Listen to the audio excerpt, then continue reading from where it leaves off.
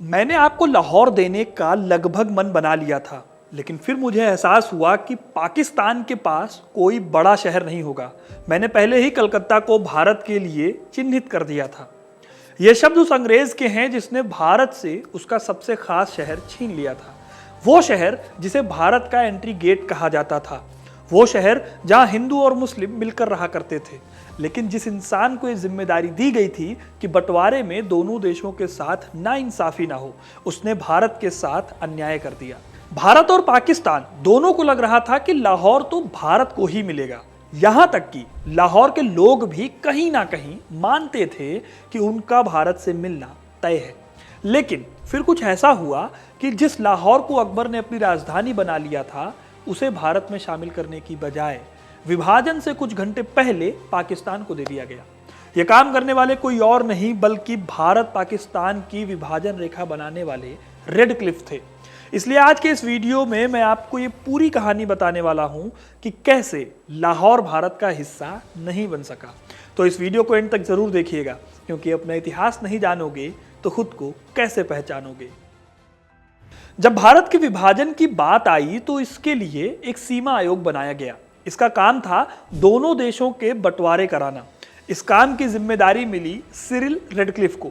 उनके साथ ही भारत के दो और पाकिस्तान के दो और प्रतिनिधि थे, जिन्हें आपस में बैठकर सहमति के साथ इस विभाजन के मुद्दे को शांतिपूर्वक सुलझाना था। भारत से मेहर चंद महाजन और तेजा सिंह, पाकिस्तान से दीन मोहम्मद और मोहम्मद मुनीर इस आयोग के मेंबर थे। उन्हें एक जज के बराबर की ताकत देकर इस जिम्मेदारी दी गई थी। लेकिन जितना सोचा गया था, विभाजन की प्रक्रिया उससे भी कहीं ज्यादा हिंसक निकली। देश को बांटने के सिलसिले में कई हिस्सों में बहुत ज्यादा हिंसा हुई थी। इस हिंसा में सबसे ज्यादा हिंसा हुई पंजाब और बंगाल के हिस्से में, और इन्हीं के बंटवारे में सबसे ज्यादा प्रॉब्लम भी आई। विभाजन के टाइम पर ज्यादातर जगहों पर यह तय किया गया था कि जिन हिस्सों में ज्यादा मुस्लिम रहते हैं उस हिस्से को पाकिस्तान को दे दिया जाए, और जिस हिस्से में हिंदू आबादी ज्यादा है वो हिंदुस्तान का हिस्सा हो जाए। लेकिन पंजाब और बंगाल के हिस्सों के पार्टीशन में और भी कई बातों का ध्यान रखा गया, जैसे कि प्रॉपर्टी की ओनरशिप, यानी कि राज्य में किस कम्युनिटी के पास ज्यादा रिसोर्सेज हैं, कौन ज्यादा इन्वॉल्व सोसाइटी है राज्य में, यानी कि असली ताकत कौन सी सोसाइटी या कौन सी कम्युनिटी होल्ड करती है। जब इन फैक्टर्स को देखा गया तो सब निश्चिंत थे कि यह शहर तो हिंदुस्तान का ही है। साल 1941 की संसद के आंकड़ों के हिसाब से लाहौर में 40% हिंदू और सिख थे, 60% मुस्लिम थे। अब नंबर में भले ही हिंदू थोड़े से कम थे, लेकिन मुस्लिम इस जगह के सर्वे सर्वा नहीं थे, बल्कि सिख और हिंदू यहाँ की एक डोमिनेंट कम्युनिटी थे, क्योंकि सिर्फ इस 40% आबादी के पास शहर की 90% प्रॉपर्टी ओनरशिप थी। एक तरह से यह शहर हिंदुओं और सिखों का था। यहाँ की बड़ी बड़ी बिल्डिंग्स जैसे कि श्री गंगाराम हॉस्पिटल, गुलाब देवी हॉस्पिटल, दयाल सिंह कॉलेज और कई गुरुद्वारे थे जो हिंदू और सिख चलाते थे। इसके अलावा पूरा शहर पंजाब के महाराजा रणजीत सिंह की रियासत का कैपिटल था। लाहौर का इतिहास हमें बताता है कि यह शहर लाला लाजपत राय और भगत सिंह जैसे क्रांतिकारियों के लिए तो जाना ही जाता था, पर इस जगह में, इस इलाके में आर्य समाज भी काफी मशहूर था।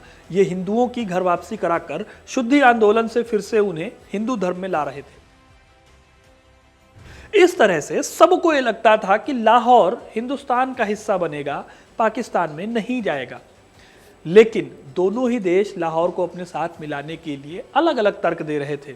कांग्रेस कह रही थी कि लाहौर और अमृतसर दोनों ही हिंदुस्तान को मिलने चाहिए, और सेम तर्क मुस्लिम लीग का था। इस बीच में लाहौर का मामला अटक गया था। बंगाल में ऐसी ही सिचुएशन थी तो वहां पर मामले को हल कर लिया गया था। लेकिन लाहौर जितना भारत के लिए इंपॉर्टेंट था, पाकिस्तान के लोग भी उसे अपने लिए उतना ही जरूरी बता रहे थे। डिसीजन रेडक्लिफ को लेना था और उनके पास वक्त बहुत कम था। 22 जुलाई 1947 को लॉर्ड माउंटबेटन ने उन्हें एक लेटर लिखा। इसमें उन्होंने कहा कि लाहौर के हालात बहुत संजीदा है। आज़ादी के जितने नज़दीक लाहौर का फैसला होगा, हिंसा उतनी ही ज़्यादा भड़केगी, इसके ज़्यादा चांस हैं। इसलिए हर हाल में 10 अगस्त तक फैसला करना होगा। इसके जवाब में बड़ी मुश्किल में रेडक्लिफ ने 12 अगस्त तक की इजाज़त मांगी।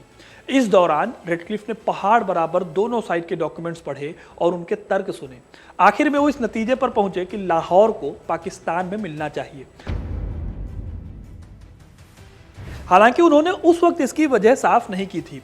ये सारी बहसें चल रही थी कि अचानक पता नहीं क्या हुआ, कांग्रेस के लीडर्स जो लाहौर में रह रहे थे उन्होंने लाहौर को छोड़ना शुरू कर दिया। इस घटना से हिंदुओं और सिखों के कान खड़े हो गए। सैकड़ों सालों से रहने वाले इन लोगों ने कभी नहीं सोचा था कि उन्हें लाहौर छोड़ना पड़ जाएगा। लाहौर के पाकिस्तान में मिलाने के फैसले को लेकर सब हैरान थे। उधर शहर में खूब हिंसा हुई, हिंदुओं के घर जलाए गए और इन सब के बीच उन्हें लाहौर को छोड़ना पड़ा। इस तरह से लाहौर पाकिस्तान का हिस्सा हो गया। करीब 25 साल बाद सीनियर जर्नलिस्ट कुलदीप नैयर के सामने रेडक्लिफ ने इस बात का खुलासा किया कि उन्होंने लाहौर को क्यों ऐसे ही पाकिस्तान को दे दिया। रेडक्लिफ ने बताया कि लाहौर को वो भारत को देना चाहते थे। उन्होंने लगभग अपना मन भी बना लिया था कि इस शहर को भारत को ही देना है, लेकिन फिर उन्हें एहसास हुआ कि इस तरह पाकिस्तान के पास कोई बड़ा शहर नहीं रह जाएगा। रेडक्लिफ ने इससे पहले बंगाल के विभाजन की लाइन खींच दी थी और उसके हिसाब से ईस्ट के बड़े शहर कलकत्ता को भारत के पास रहने दिया था।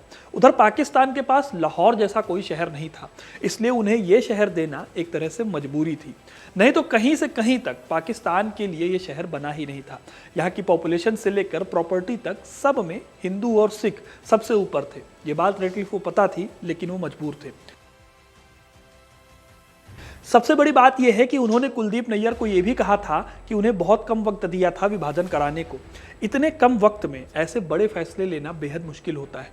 अगर उन्हें 3 से 4 साल का टाइम मिलता तो शायद वो अच्छा डिसीजन ले लेते। शायद तब लाहौर और कलकत्ता दोनों ही भारत का हिस्सा होते।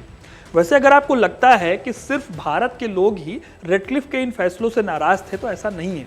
भारत से छीन कर जो लाहौर शहर उन्होंने पाकिस्तान को दिया, उस पाकिस्तान के लोग भी इनसे खुश नहीं थे। वो भी 2 बहुत छोटे शहरों जीरा और फिरोजपुर को लेकर, जो कि उन्होंने भारत को दिए थे। इस बात की नाराजगी भी उन्होंने कुलदीप नैयर से जताई थी। तो दोस्तों, ये थी कहानी कि आखिर क्यों लाहौर भारत का हिस्सा नहीं बन सका। आपको कहानी कैसी लगी कमेंट करके जरूर बताइएगा। वीडियो को लाइक और शेयर करना ना भूलें और ऐसी इंटरेस्टिंग कहानियों के लिए हिस्ट्री कनेक्ट को सब्सक्राइब जरूर करें। धन्यवाद।